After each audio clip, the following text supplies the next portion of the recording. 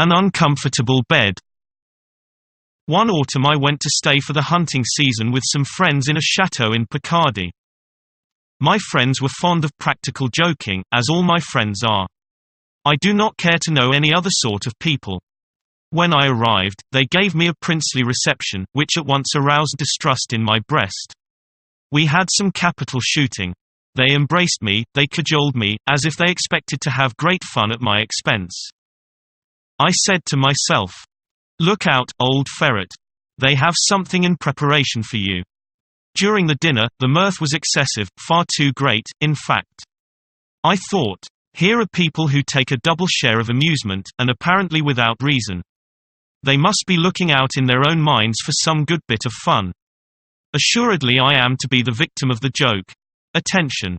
During the entire evening, everyone laughed in an exaggerated fashion. I smelled a practical joke in the air, as a dog smells game. But what was it? I was watchful, restless. I did not let a word or a meaning or a gesture escape me.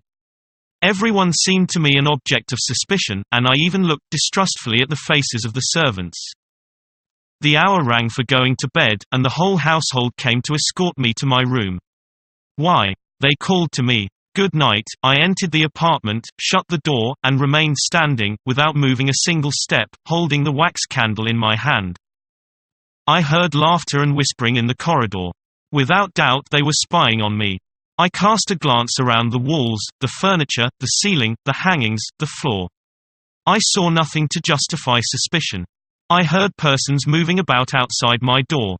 I had no doubt they were looking through the keyhole. An idea came into my head. My candle may suddenly go out, and leave me in darkness.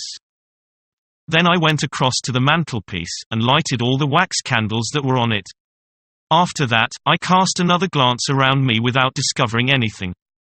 I advanced with short steps, carefully examining the apartment. Nothing. I inspected every article one after the other. Still nothing. I went over to the window. The shutters, large wooden shutters, were open. I shut them with great care, and then drew the curtains, enormous velvet curtains, and I placed a chair in front of them, so as to have nothing to fear from without. Then I cautiously sat down. The armchair was solid. I did not venture to get into the bed.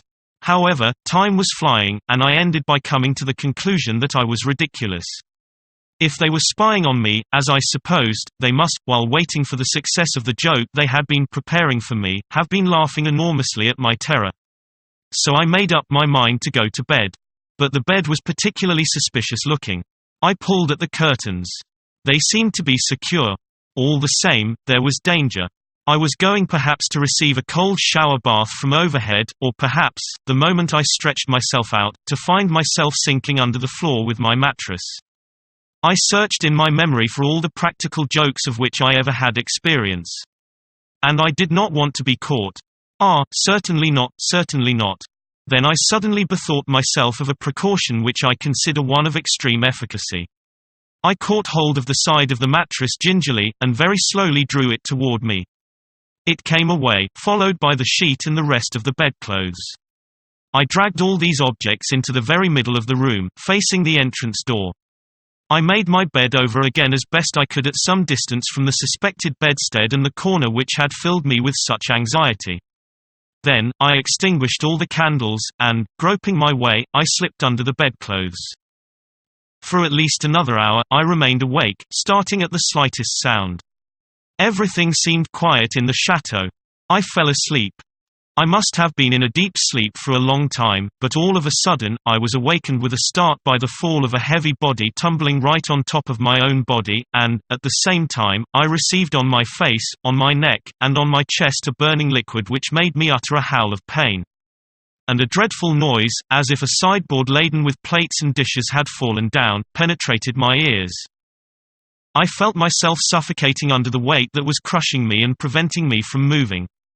I stretched out my hand to find out what was the nature of this object. I felt a face, a nose, and whiskers. Then with all my strength I launched out a blow over this face. But I immediately received a hail of cuffings which made me jump straight out of the soaked sheets, and rush in my nightshirt into the corridor, the door of which I found open. Oh stupor! It was broad daylight. The noise brought my friends hurrying into the apartment, and we found, sprawling over my improvised bed, the dismayed valet, who, while bringing me my morning cup of tea, had tripped over this obstacle in the middle of the floor, and fallen on his stomach, spilling, in spite of himself, my breakfast over my face. The precautions I had taken in closing the shutters and going to sleep in the middle of the room had only brought about the interlude I had been striving to avoid. Ah, how they all laughed that day.